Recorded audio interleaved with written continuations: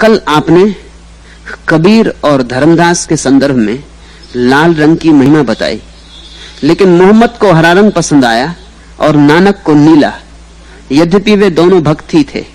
कृपा कर समझाएं। एक एक व्यक्ति अनूठा है, उसकी अपनी पसंद है, अपनी रुझान है, उसका जीवन को देखने का अपना झरोखा है। ये सारा जगत परमात्मा से भरा, ये सब रंग उसके, परमात्मा सब रंग है, लेकिन प्रत्येक की अपनी सूझ है, अपने प्रतीक खोजने पड़ते हैं।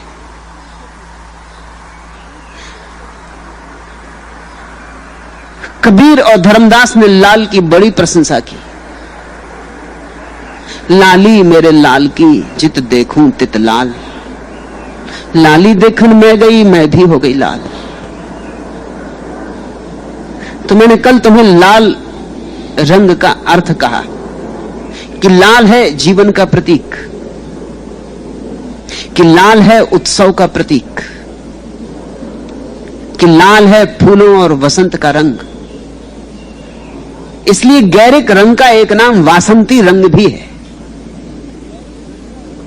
लाल है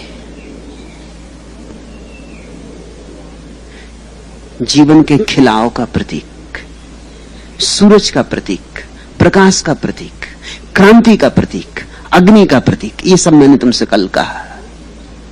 स्वभावतः ये प्रश्न मन में उठा होगा, फिर मोहम्मद ने लाल क्यों ना चुना? हरा कुछ कम नहीं, हरे के अपने अर्थ हैं। समझने की कोशिश करो। हरा भी जीवन का प्रतीक है। जब तक जीवित होता वृक्ष हरा होता, जब मर जाता तब हरा नहीं रह जाता। वो जो हरी धार वृक्ष में बहती है वह जीवन की धार है। लेकिन फिर भी दोनों प्रतीकों में भेद है। फूल तो अंत में आता है, हरा रंग पहले आता है, लाल रंग बाद में आता है। लाल रंग निष्पत्ति है, लाल रंग मंजिल है, हरा रंग यात्रा है। और मोहम्मद का जोर यात्रा पर ज्यादा है, और एक अर्थ में बड़ा महत्वपूर्ण है, क्योंकि अगर यात्रा ठीक है तो लाल रंग तो आ ही जाएगा। अगर वृक्ष ठीक ठीक हरा है और उसमें रसधार बहती है तो फूल तो आएंगे ही आएंगे, उनकी तुम चिंता ना करो, उनके लिए तुम्हें विचार करने की जरूरत नहीं। साधन सम्यक है तो साध्य तो आएगा ही। असली विचार साधन का है।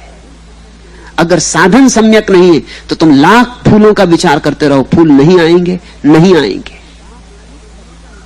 माली फूलों का हिसाब थोड़ी करता है, वृक्ष के हरेपन को ध्यान में रखता है, देता पानी, देता खाद। वृक्ष जीवित रहे तो जीवन की अंतिम ऊंचाई पर वे शिखर फूल के अपने आप प्रकट होते। वृक्ष में से फूल खींच खींच के थोड़ी निकालने होते, वे तो अपने से आते हैं, वे सहज अभिव्यक्तियां हैं।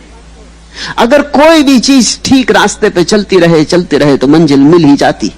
इसलिए मंजिल विचारणी नहीं है, तीर्थ विचारणी नहीं है, तीर्थ यात्रा विचारणी है। लाल रंग है साध्य, हरा है साधन। मोहम्मद ने हरे को चुना क्योंकि वो साधन है, और सारे धर्म साधन ही हैं। साध तो भीतर घटने वाली अनुभूति है। वो सहस्त्र दल कमल भीतर खिलेगा, वो फूल कभी खिलेगा, वो लाल सुर्खी कभी भीतर फैलेगी, लेकिन उसकी कल्पना में पड़ने से कुछ सार नहीं। तुम वृक्ष को हरा करो, इसी को दूसरे अर्थों में तुम समझो। मोहम्मद ने पूर्णिमा का चांद नहीं चुना, दूज का चांद चुना प्रतीक की तरह। क्यों?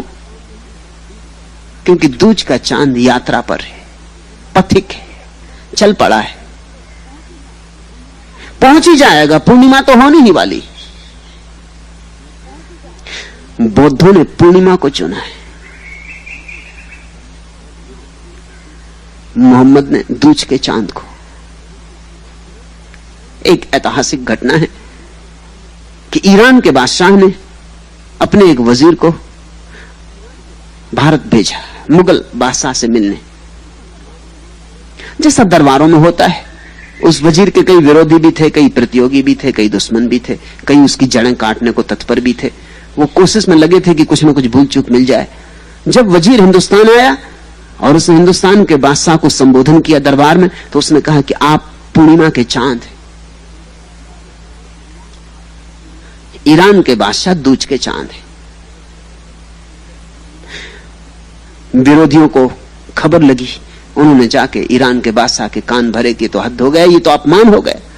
अपना आदमी और हिंदुस्तान के बादशाह को पूर्णिमा का चांद कहे और आपको दूज का चांद बतला है, ये तो बात बुरी हो गई। बादशाह भी नाराज था। जब ये वजीर वापस लौटा, इसको नगर के द्वार पर ही गिरफ्तार कर लिया गया, हाथ में जंजीरें डाल दी गई। इसे दरबार में बुलाया गया और कहा कि तुम इसका उत्तर दो, अन्यथा फांसी की सजा। ये हंसा। यह आदमी बड़ा बुद्धिमान रहा होगा। इसने कहा निश्चित, मैंने भारत के बादशाह को कहा कि आप पूर्णिमा के चांद, और आपको मैंने दूज का चांद कहा, क्योंकि पूर्णिमा के चांद के आगे अब कुछ नहीं है मौत के सिवा है। पूर्णिमा का चांद तो पहुंच गया आखिरी जगह, जहां पूर्ण हुआ वहां मौत हुई। आप विकासमान हैं, अभी आपको बहुत कुछ होना है। आप उगते सूरज हैं, वो डूबता सूरज है, आप इससे परेशान क्यों हो गए? दूज का चांद विकासमान है।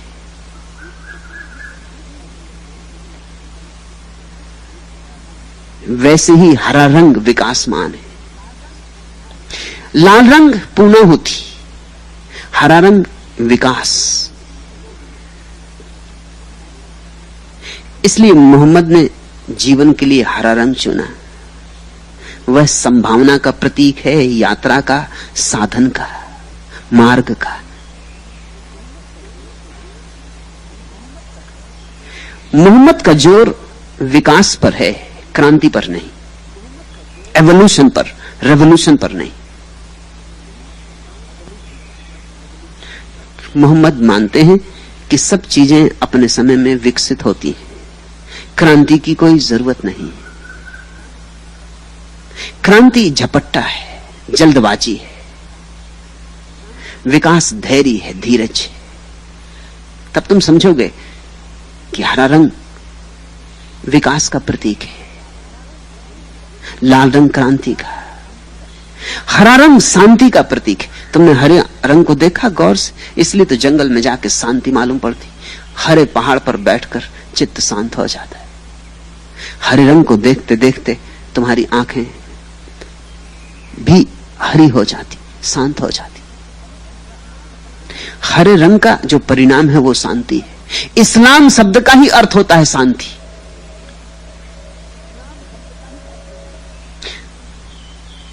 शांति पर बड़ा जोर है, वही ध्यान की भंगिमा है।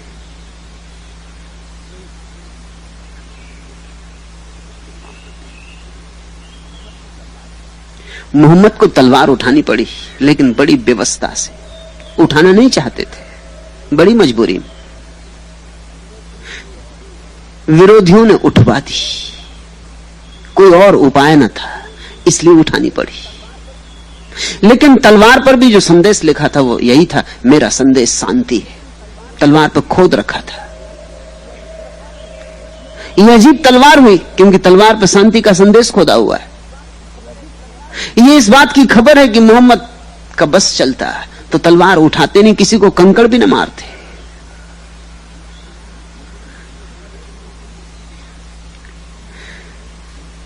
लेकिन मजबूरी थी।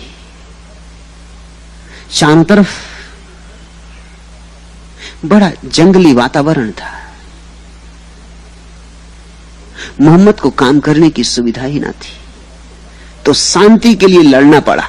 विरोधाभासी लगती है बात, और उसी में इस्लाम भ्रष्ट भी हुआ। मोहम्मद तो मजबूरी में लड़े, लेकिन उनके पीछे आने वालों ने लड़ने में मजा लेना शुरू कर दिया। वो मजबूरी तो भूल गए मोहम्मद की। वो तलवार पर लिखा संदेश तो कभी का धूमिल होकर मिट गया, तलवार हाथ में रह गई। तलवार खतरनाक चीज है। ठीक हाथ में हो तो काम की होती, गलत हाथ में हो तो बड़ी महंगी पड़ जाती। छोटे बच्चे के हाथ में जैसे तलवार दे दो, वैसी खतरनाक चीज है। और दुनिया में गलत आदमी है, गलत आदमियों की भीड़ है। इनके हाथ में तो फूल तक खतरनाक हो जाता, तलवार की तो कहना ही क्या। इनके हाथ में तो फूल भी हो तो उसका उपयोग भी पत्थर की तरह करेंगे किसी का सिर तोड़ देने के लिए। इनके हाथ में तलवार हो तब तो कहना ही क्या। इनको बड़ी सुविधा हो गई। तो इस्लाम शांति का धर्म अशांति का कारण बन गया। मगर मोहम्मद का चुनाव तो उचित ही था, उस चुनाव में कोई भूल चूक नहीं खोजी जा सकती।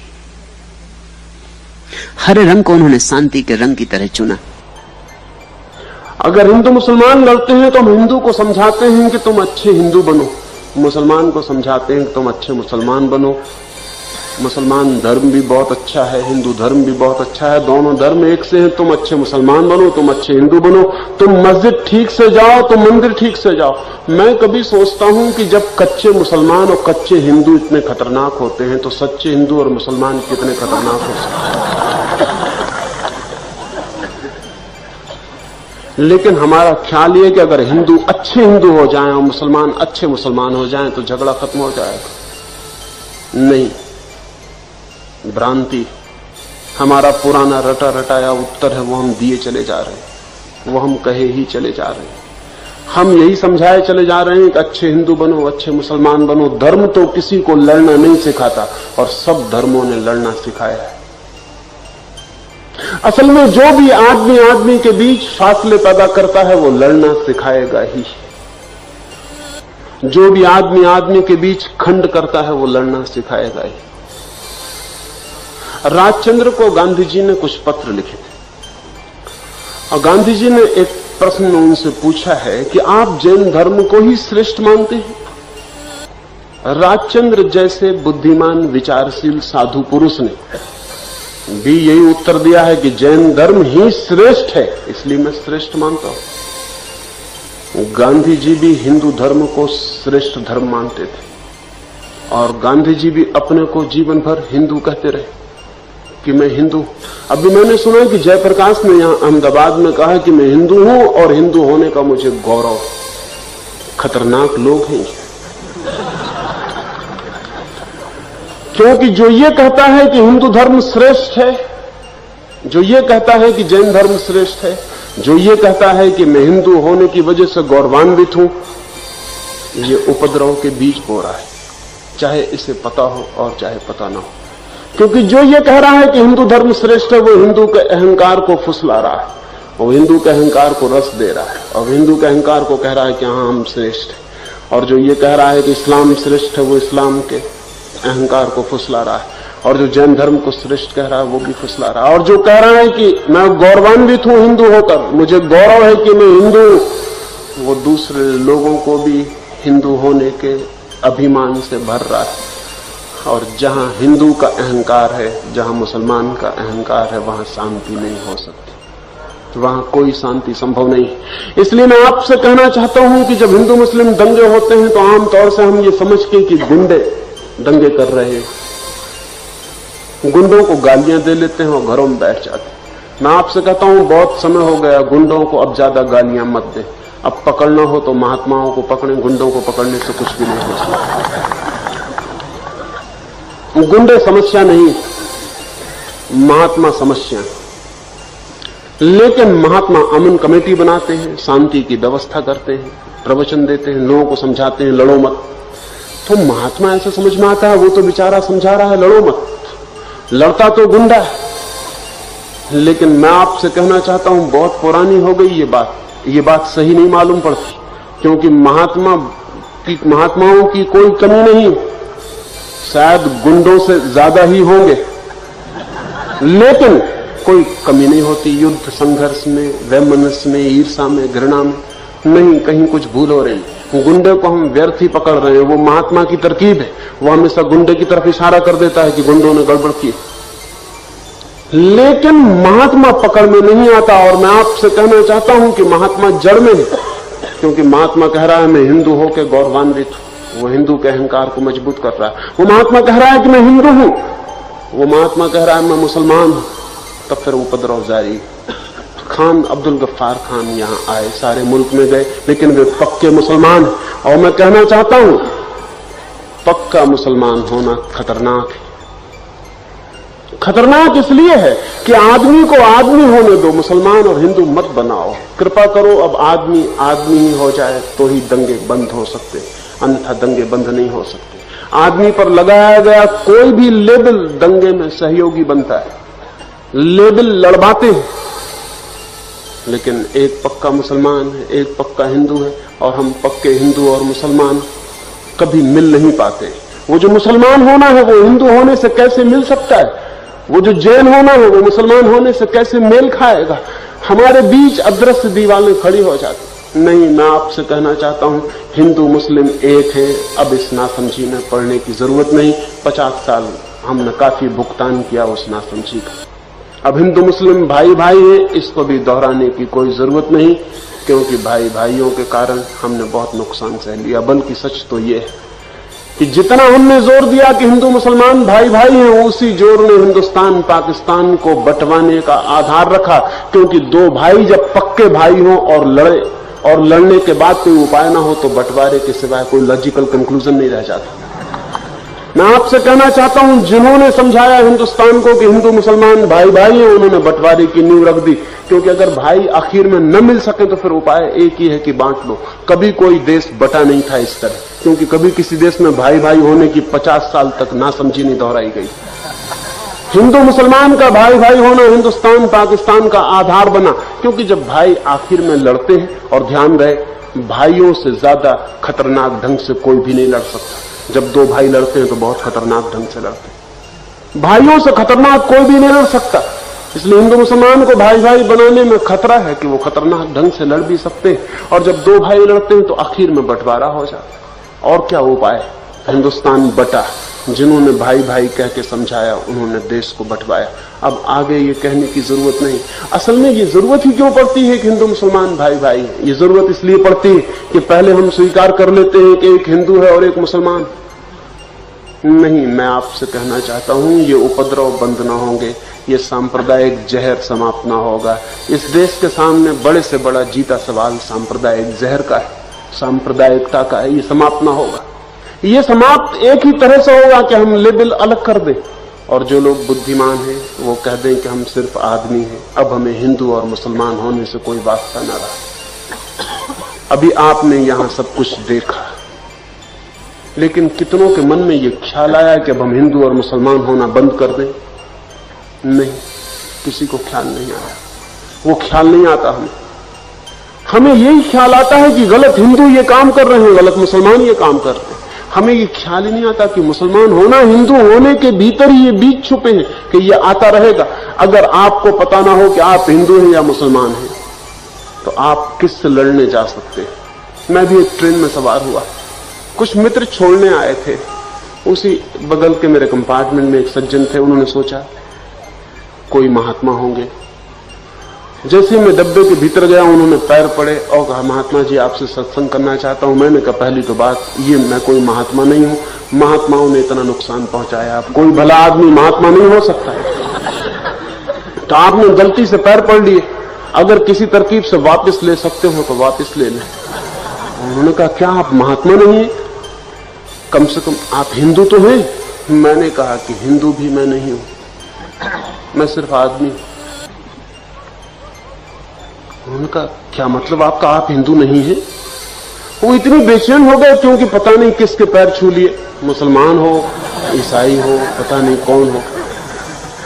अब लेकिन पैर छू लिए तो वापस लौटाने का उपाय नहीं। अब क्या करेंगे? मैंने कहा, कोई तरह वापस ले सकते हो तो ले ले, हाथ धो सकते हो तो धो ले, साबुन मैं भी ये देता हूं। उन्होंने कहा, नहीं नहीं ये बात नहीं, लेकिन आप कौन, मुसलमान हो, ईसाई है, कौन है? मैंने कहा, अगर मैं कोई ना हूं तो क्या मुझे होने का हक नहीं? नहीं, उन्होंने कहा, हक की कोई बात नहीं। मैंने कहा, बैठिए, आप कहते थे सत्संग करेंगे, सत्संग हो। उन्होंने कहा, नहीं मैं सुबह मिलूंगा।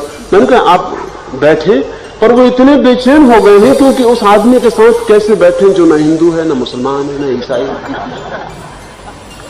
हम उस आदमी से संबंध कैसे जोड़े, दोस्ती कैसे बनाएं, दुश्मनी कैसे बनाएं? अगर मैं हिंदू होता तो दोस्ती बन जाती, अगर मैं मुसलमान होता तो दुश्मनी बन जाती। लेकिन अगर मैं निपट आदमी हूं तो संबंध कैसे बनाएं? दो आदमी के बीच संबंध नहीं हो सकता। नहीं, हिंदू हिंदू के बीच संबंध हो सकता है, मुसलमान मुसलमान के बीच हो सकता है। और ये भी वहीं जहां के हिंदू मुसलमान, जब यहां अहमदाबाद में दंगा चलता था तो मैं कश्मीर में था, पहलगांव में था। पहलगांव तो मुसलमानों की बस्ती, हिंदू तो एक आध दो घर होंगे। जो आदमी मेरा खाना बनाता था उससे मैंने पूछा कि तू मुसलमान है ना? उसने कहा मैं मुसलमान नहीं, वो जो आपके कपड़े धोता है वो मुसलमान है, मैं तो सुन्नी हूं। मैंने कहा ये बड़ा मुश्किल काम, तू सुन्नी है मुसलमान में? उसने कहा कि नहीं, सिया मुसलमान होते हैं, हम सुन्नी। उस गांव में सिया और सुन्नियों में झगड़ा है, तो दोनों एक ही लेबल लगाने को तैयार नहीं। झगड़ा है सिया सुन्नी में, तो दोनों कैसे मुसलमान हो सकते? सुन्नी सुन्नी है, सिया सिया है, दोनों के बीच झगड़ा है, तनाव है। सिया सुन्नी के बीच झगड़ा है, श्वेतांबर दिगंबर के बीच झगड़ा है, ब्राह्मण शूद्र के बीच झगड़ा है, फिर ब्राह्मण और ब्राह्मण के बीच भी फिरके हैं और उनके बीच झगड़ा है। क्या हम लेबलों से कभी मुक्त ना हो सकेंगे? आदमी कभी आदमी ना हो सकेगा? समस्या यह है कि आदमी आदमी होकर ही ठीक हो सकता है, और हम जो समाधान खोजते हैं वो कुछ ऐसे खोजते हैं कि उनसे आदमी कभी आदमी नहीं हो पाता। वो हिंदू हो जाता, मुसलमान हो जाता, ईसाई हो जाता, और झगड़े के बीज आरोपित कर दिए जाते।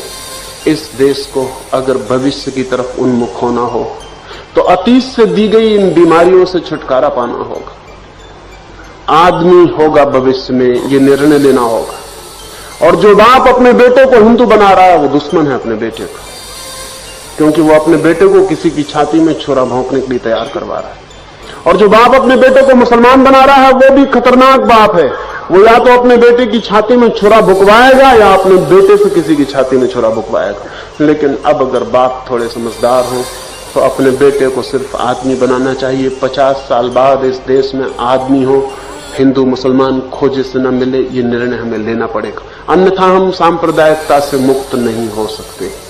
न खान अब्दुल गफ्फार खान मुक्त कर सकते हैं, न महात्मा गांधी मुक्त कर सकते हैं, क्योंकि बुनियादी जड़ की बीमारी को वे स्वीकार करते हैं। एक हिंदू है, एक पक्का हिंदू, एक पक्के मुसलमान, वे बुनियादी जड़ को इंकार नहीं करते।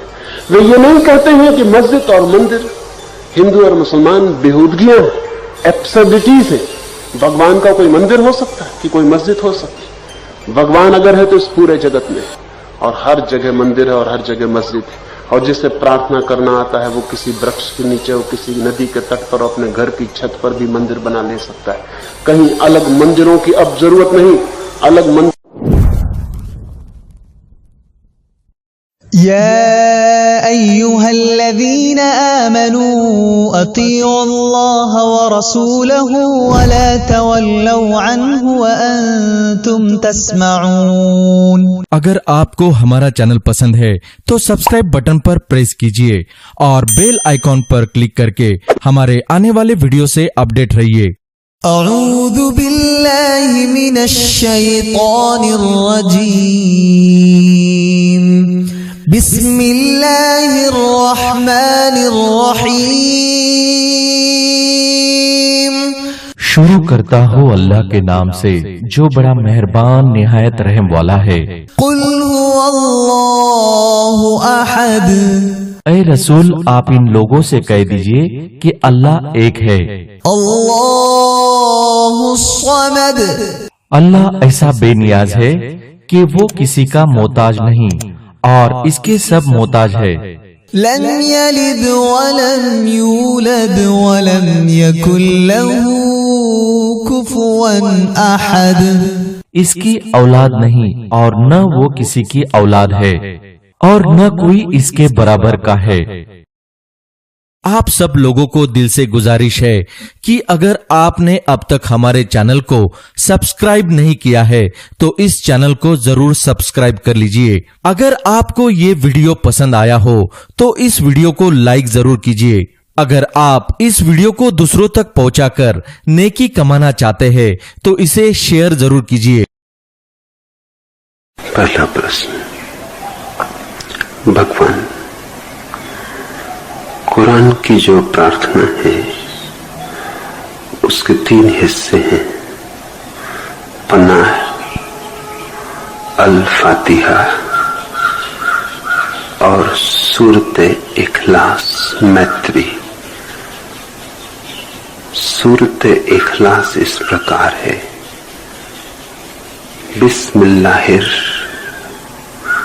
रहमानिर रहीम, कुल हुवल्लाहु अहद, अल्लाहुस समद लम यलिद वलम यूलद वलम युकल्लहु कुफवन अहद। अर्थ ऐसा है, पहले ही पहल नाम लेता हूं अल्लाह का, जो निहायत रहम वाला मेहरबान है। ए पैगंबर, लोग तुम्हें खुदा का बेटा कहते हैं और तुमसे हाल खुदा का पूछते हैं, तो तुम उनसे कहो कि वह अल्लाह एक है, अल्लाह बेनियाज है, उसे किसी की भी गरज नहीं, न उसका कोई बेटा है और न वह किसी से पैदा हुआ है और न कोई उसकी बराबरी का है। भगवान इसे हमारे लिए बोधगम्य बनाने की अनुकंपा करें। आनंद मैत्रेय।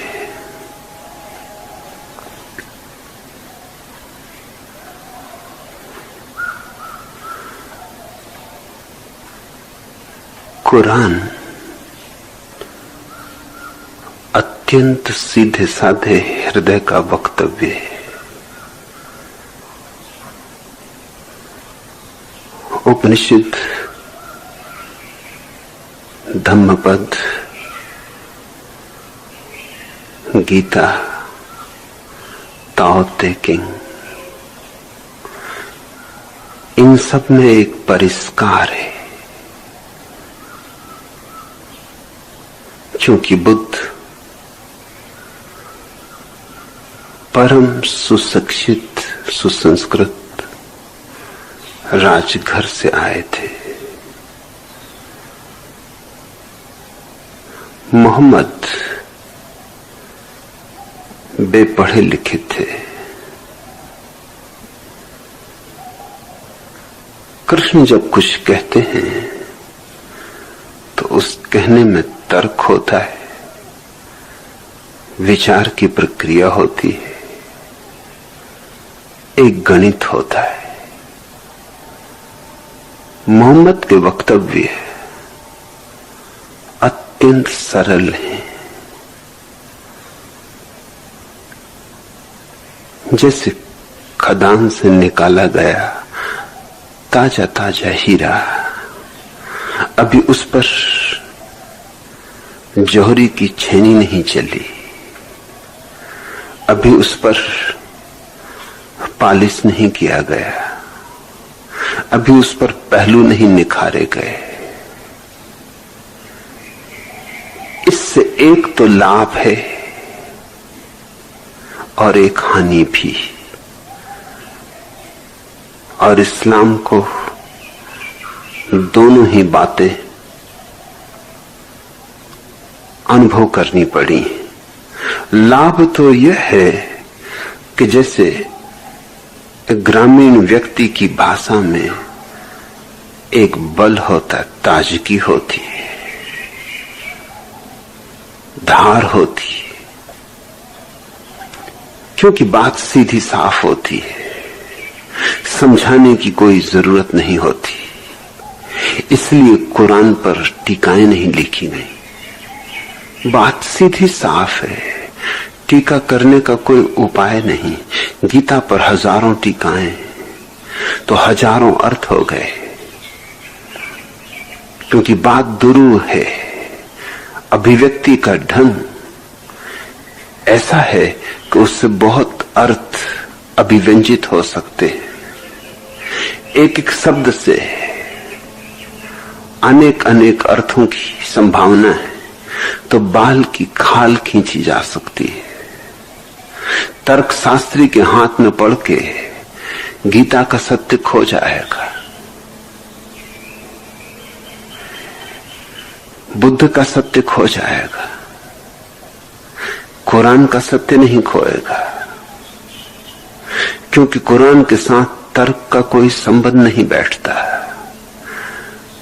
कुरान को जिन्हें समझना है उन्हें तर्क से नहीं, अत्यंत सरलता से कुरान के पास पहुंचना होगा। यह तो लाभ है, लेकिन हानि भी है। हानि यह है कि चूंकि वक्तव्य बहुत सीधे साधे हैं, उनमें गहराई दिखाई ना पड़ेगी, उनमें ऊंचाई दिखाई ना पड़ेगी, उनमें बहुत आयाम दिखाई ना पड़ेंगे, साधारण मालूम होंगे। इसलिए उपनिषद की तुलना में कुरान के वचन साधारण मालूम होंगे। कहां उपनिषद के ऋषि की प्रार्थना, अस्तो मां सद्गमे, असत से मुझे सत्य की ओर ले चल हे प्रभु। तमसो मां ज्योतिर्गमे, अंधकार से उठा मुझे प्रकाश के लोक में। मृत्योर्मा अमृतम गमे, और कब तक मृत्यु में जीऊं, अमृत के द्वार खोल। हटा दे ये स्वर्ण के पात्र से सारे ढक्कन, उठा दे घूंघट कि मैं देख लूं अमृत को। इसमें गहराई खोजी जा सकती है, बहुत गहराई खोजी जा सकती है। कुरान में भी गहराई इतनी ही है, जरा भी कम नहीं, मगर वक्तव्य मोहम्मद के सीधे साधे हैं। मोहम्मद गैर पढ़े लिखे आदमी हैं, न लिख सकते थे न पढ़ सकते थे। इसलिए जब कुरान की आयतें पहली बार उन पर उतरनी शुरू हुई तो वे बहुत घबरा गए। भीतर कोई हृदय में जोर से कहने लगा, लिख। और मोहम्मद ने कहा कि मैं लिखना जानता नहीं, लिखूं कैसे? गा। भीतर से कोई आवाज आने लगी और मोहम्मद ने कहा, मैं क्या गाऊंगा? न मेरे पास कंठ है, न गीत की कोई कला है, मैं बिल्कुल बेपढ़ा लिखा आदमी हूं। क्या गाऊं, क्या लिखूं, कैसे लिखूं, कैसे गाऊं? वो इतने घबरा गए कि घर भागे आ गए। पहाड़ पर बैठे थे मौन में। मौन में ही यह परम घटना घटती है कि सत्य अवतरित होता है, और जब सत्य अवतरित होता है तो सत्य अभिव्यक्त होना चाहता है। जैसे फूल खिलेगा तो गंध उड़ेगी, और दिया जलेगा तो प्रकाश झरेगा, और सूरज निकलेगा तो वृक्ष जागेंगे, पक्षी गीत गाएंगे। बस वैसे ही जब सत्य का सूर्य भीतर उगता है तो तुम उसे छिपा ना सकोगे,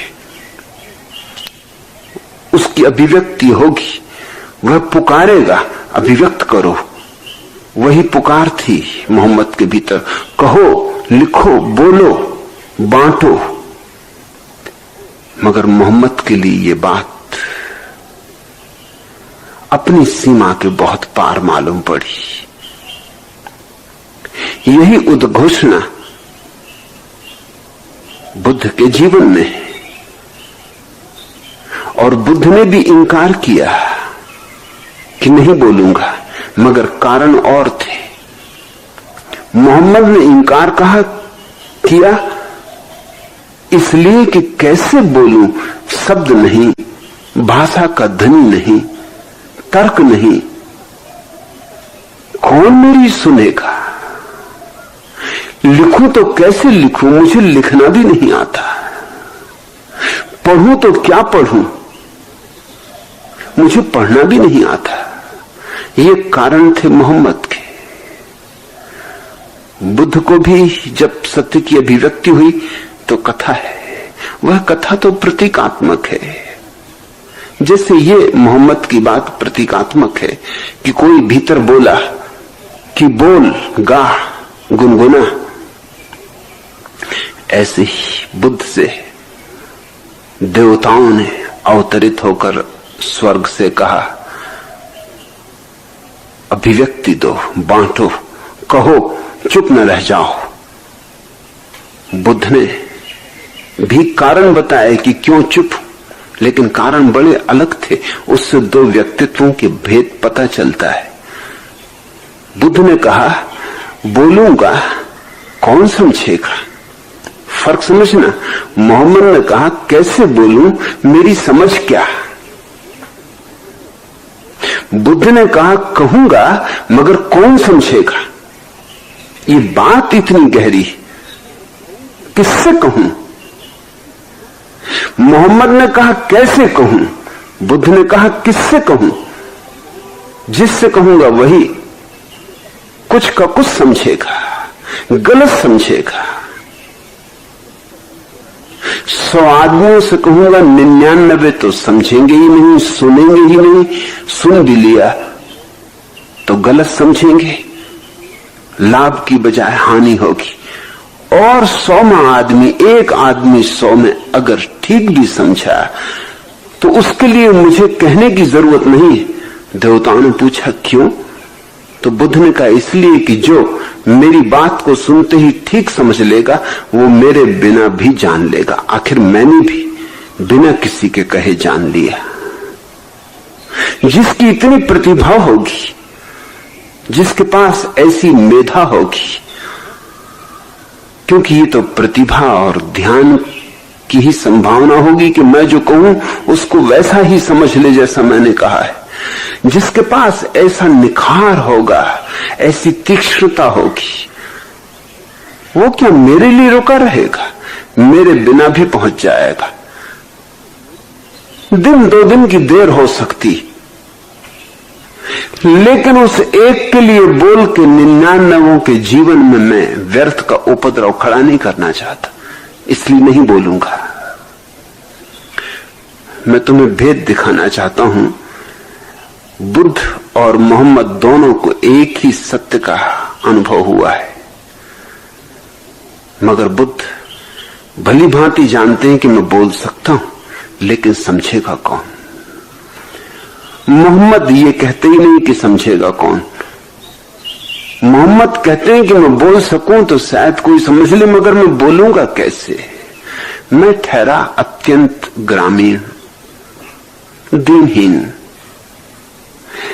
न पढ़ा न लिखा, न मेरे कोई संस्कार, न मेरी कोई संस्कृति।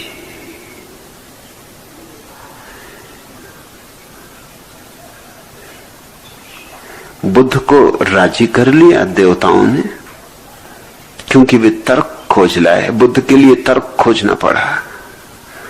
वे तर्क खोज लाए, उन्होंने सोच विचार किया, मंत्रणा की, फिर लौटे और उन्होंने कहा आप ठीक कहते कि जो समझ सकता है वो आपके बिना भी समझ लेगा, हम राजी। और जो नहीं समझ सकते उनको आप लाख समझाओ वो नहीं समझेंगे, इससे भी हम राजी। मगर क्या आप मानते हैं कि इन दोनों के बीच में भी कुछ लोग न होंगे? इन दोनों के मध्य में जो आप समझाओ तो समझ लेंगे और आप न समझाओ तो शायद सदा के लिए भटकते रह जाएंगे। क्या आप कह सकते हैं कि इन दोनों के बीच में कोई व्यक्ति होगा ही नहीं? क्या हम मनुष्यों को इस तरह 2 कोटियों में बिल्कुल बांट सकते हैं कि बीच में कोई भी न होगा? ये तर्क बुद्ध को स्पष्ट समझ में आया कि जरूर कुछ लोग बीच में हो सकते हैं, 1000 में 1 होगा, मगर कोई तो बीच में होगा ही। श्रृंखला है मनुष्यों की। ऐसा तो नहीं हो सकता कि 2 कोटियों में बिल्कुल खंडित कर दी जाए मनुष्यता को। इन दोनों के बीच में भी कोई होगा, मध्य में भी कोई होगा, तभी तो एक कोटि में से कोई दूसरी कोटि में जाता है। बच्चा जवान होगा तभी तो बूढ़ा होता। ऐसा नहीं हो सकता कि जवान हो ही ना, बच्चे हों और बूढ़े हों। बीच की सीढ़ी तो पार करनी ही होगी। वो जो एक आदमी 100 में हो गया है वो कभी 99 का हिस्सा था, पार करके गया है उस सीमा को जो दोनों के बीच में। कभी तो ऐसा रहा होगा जब बीच की सीमा पर रहा होगा, और जरूर बहुत लोग होंगे जो बीच की सीमा पर होंगे, जो अपने से नहीं जाग सकेंगे, जिन्हें कोई जगाने वाला मिल जाए, इशारा देने वाला मिल जाए तो शायद चल पड़े। बुद्ध राजी हो गए, मोहम्मद भी राजी हुए, लेकिन मोहम्मद को राजी करने का ढंग ये नहीं हो सकता था। मोहम्मद को तर्क नहीं दिए जा सकते थे। भीतर की आवाज कहती गई कि मोहम्मद, मैं तुझसे कहता हूं बोल, तू बोल, फिक्र छोड़। जब मैं कहता हूं तो तू बोल, तुझे बोलना ही होगा। कोई तर्क नहीं, सीधा आदेश है।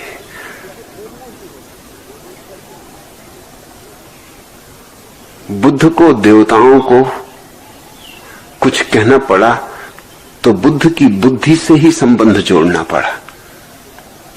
एक विकसित बुद्धि है। मोहम्मद के पास हृदय, बुद्धि नहीं। हृदय आदेश मानता है, तर्क नहीं, विचार नहीं। तर्क और विचार व्यर्थ चले जाते। और जब आवाज इतने जोर से आई कि तुझे करना ही होगा, तो वो कब गए, उन्हें बुखार चढ़ाया, वो भागे घर आए। उन्हें डर लगा कि जरूर मैं पागल हो गया हूं। घर आकर उन्होंने जो बात कही वो बड़ी प्यारी। अपनी पत्नी से उन्होंने कहा कि जल्दी से मेरे ऊपर दुलाइयां उड़ा दे, मुझे बहुत बुखार आ रहा है। पत्नी ने कहा अभी अभी आप ठीक ठीक गए थे सुबह सुबह, इतनी जल्दी, इतना तीव्रता से बुखार, और शरीर उनका जल रहा है। तप थे और उनकी आंखें ऐसी हैं जैसी उसने कभी नहीं देखी थी। ये बुखार वाली आंखें नहीं। उसने दुलाइयां उड़ा दी। पूछा कि मुझे कहो तो कि हुआ क्या।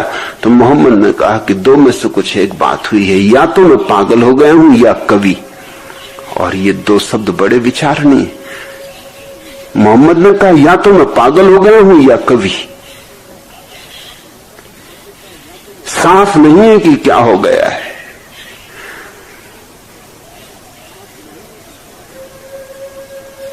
विक्षिप्त हो गया हूं लगता है। भीतर से कुछ आवाज आ रही जो कभी नहीं आई थी।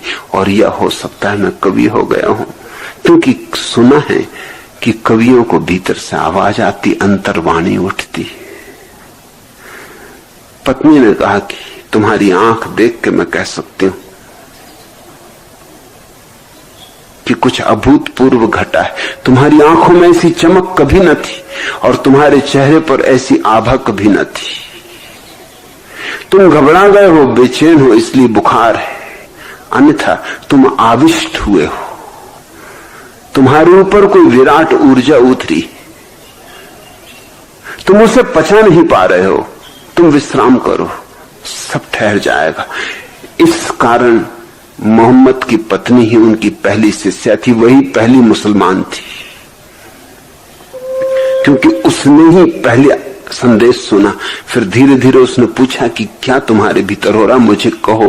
जो उन्होंने कहा वो सीधा साफ था, लेकिन उसमें गहराइयां भी थी। ये वचन भी सीधे साफ है।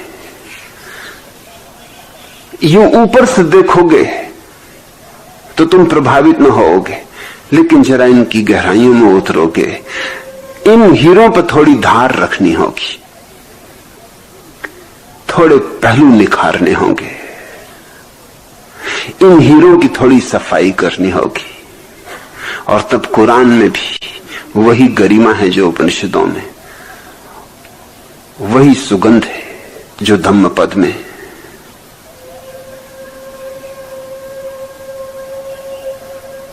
बिस्मिल्लाहिर, पहले ही पहल नाम लेता हूं अल्लाह का।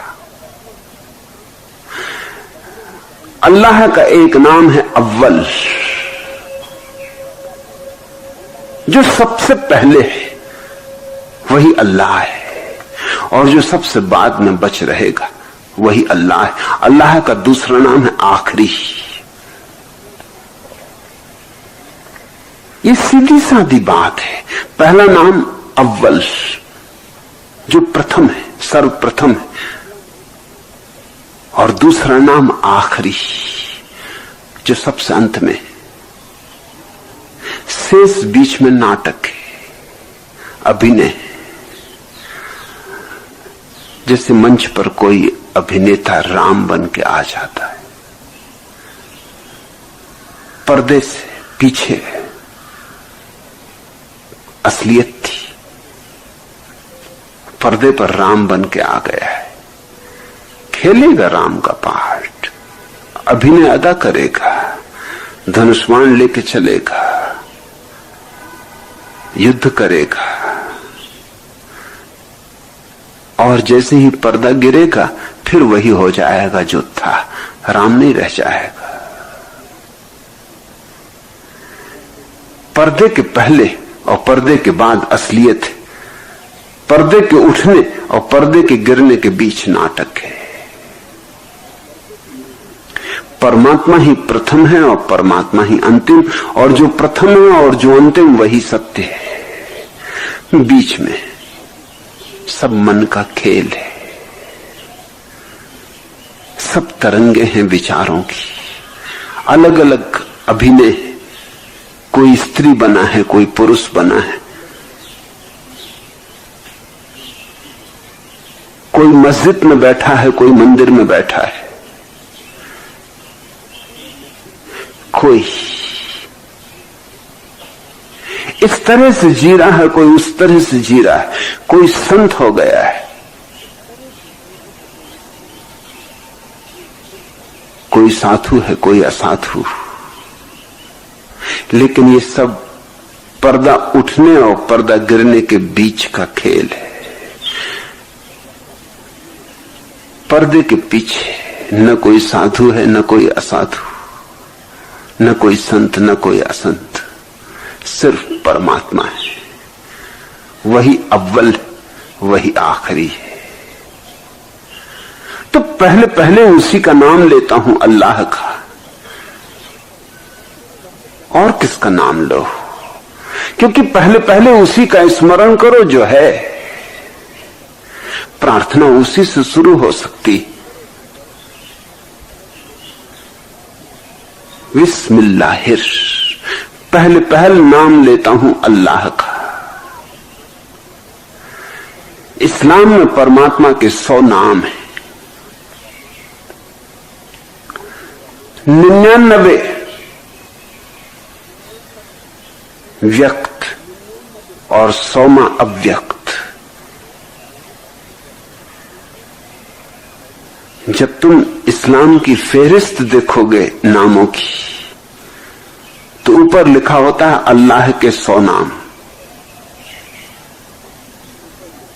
और जब तुम फेहरिस्त में गिनती करोगे तुम बहुत हैरान होगे, हमेशा 99 नाम होते, 100 नहीं होते।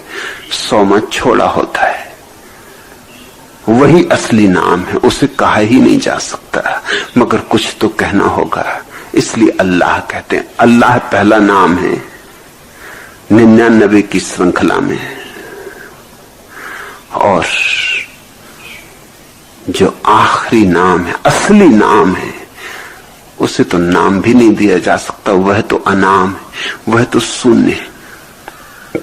बुद्ध की भाषा में वही निर्वाण है, शून्य है, अनंतता है। उपनिषद उसे ब्रह्म कहते हैं। मगर यह प्यारी बात समझते हो, शून्य भी तुमने कहा। हालांकि कहा शून्य, मगर शून्य भी नाम हो गया। ज्यादा प्यारी बात है इस्लाम की, कहा ही नहीं कुछ, खाली जगह छोड़ दी। इस्लाम में सूफी फकीरों की परंपरा है। उनके पास एक किताब है जिसे वो किताबों की किताब कहते। वो खाली किताब है, उसमें कुछ लिखा हुआ नहीं। वो गुरु शिष्य को देता रहा है उस किताब को। परंपरा से वो किताब मिलती रही है, बचाई गई है, सैकड़ों वर्ष पुरानी है।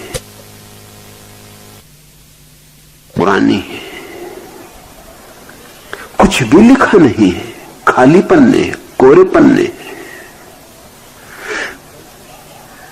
और वैसा ही कोरा हो जाना है, वैसा ही खाली हो जाना है। जब तुम भी रिक्त हो जाओ, तुम्हारे भीतर भी कोई विचार की लिखावट न रह जाए, तभी जानना 100वां नाम, असली नाम उपलब्ध हुआ। मगर शुरुआत करने के लिए काम चलाओ। 99 नाम है। 99 इसलिए कि तुम्हें जो प्रीति कर लगे। दुनिया में बहुत तरह के लोग हैं, तरह तरह के लोग हैं, हर एक की अपनी अपनी प्रीति है, अपना अपना ढंग है। इसलिए एक ही नाम सबको शायद प्यारा भी ना लगे।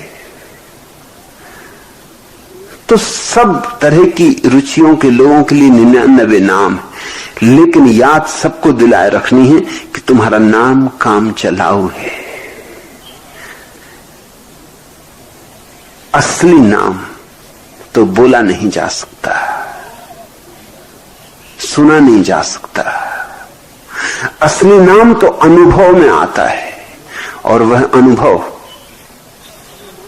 ध्वनि नहीं है, नाद नहीं है, अनाहत है, परम शून्य का संगीत है,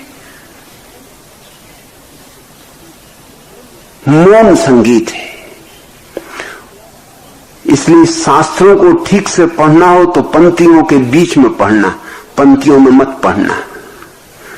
पंक्तियों के बीच में जहां खाली जगह होती वहां शास्त्र है, पंक्तियों में तो शब्द है। शब्दों के बीच में पढ़ना जहां रिक्त स्थान होते हैं, क्योंकि वहीं सत्य है। और यही अवस्था तुम्हारे अंतर की भी है। एक विचार गया, दूसरा विचार आया, दोनों के बीच में थोड़ी जगह होती, उस जगह में ही झांक लो तो ध्यान हो जाए। मगर हम एक शब्द से दूसरे शब्द पर छलांग लगाते रहते, एक विचार से दूसरे विचार पर छलांग लगाते रहते। हम बीच में वो जो खाली जगह है उसको देखते ही नहीं, उसको हम यूं ही गुजर जाने देते हैं। हम उस पर ध्यान ही नहीं देते। वह हमारा गेस्टाल्ट नहीं। गेस्टाल्ट शब्द जर्मन भाषा का है और मनोविज्ञान ने उसे स्वीकार किया है, क्योंकि किसी दूसरी भाषा में वैसा शब्द नहीं। गेस्टाल्ट का अर्थ होता है देखने का एक खास रवैया। तुमने मनोविज्ञान की किताबों में या कभी कभी बच्चों की किताबों में एक तस्वीर देखी होगी।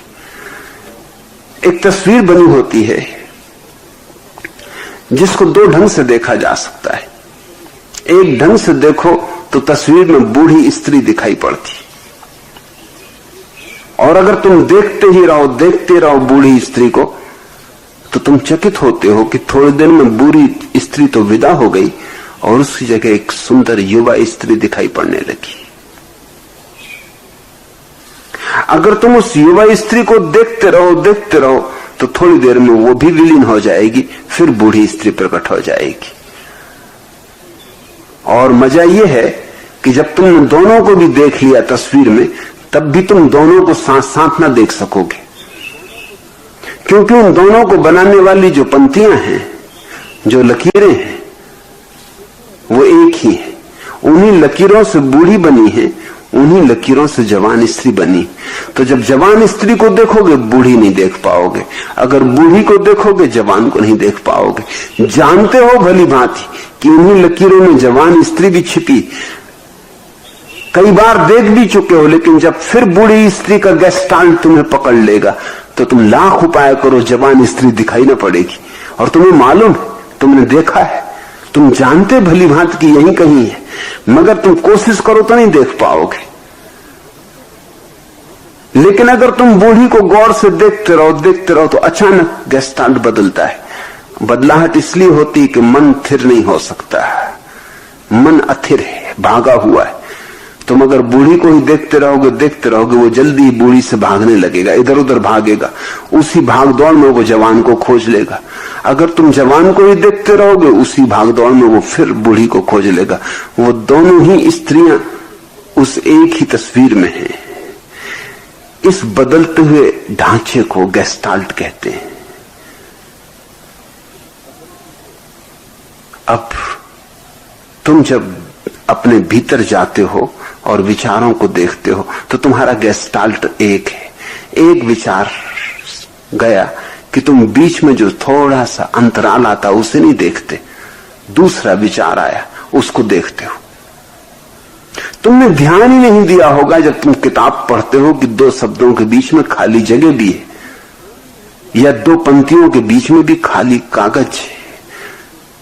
तुम तो बस शब्दों से छलांग लगाते चले जाते हो। एक छोटा बच्चा रास्ते के किनारे खड़ा है, उसे रास्ता पार करना है, बड़ी देर से खड़ा है। एक आदमी जो उसे देख रहा है, एक दुकानदार, उसने पूछा कि बेटा बात क्या, तू बहुत देर से यहां खड़ा हुआ है, तुझे उस तरफ जाना है तो मैं पहुंचा दूं। उसने कहा उस तरफ मुझे जाना है, लेकिन मैं देख रहा हूं कि जब खाली स्थान आए तो मैं निकल जाऊं। जब खाली स्थान मेरे सामने से गुजरे तो मैं निकल जाऊं। तुमने इस तरह नहीं सोचा होगा।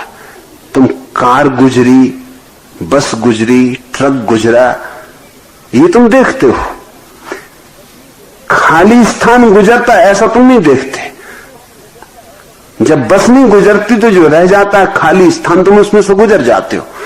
मगर उस बच्चे ने कहा कि जब खाली स्थान आया, कभी तो कार आ रही है, कभी ट्रक आ रहा, कभी बस आ रही, खाली स्थान आ ही नहीं रहा। जैसे ही खाली स्थान आएगा मैं निकल जाऊंगा। और बिना खाली स्थान के कैसे निकल सकता हूं?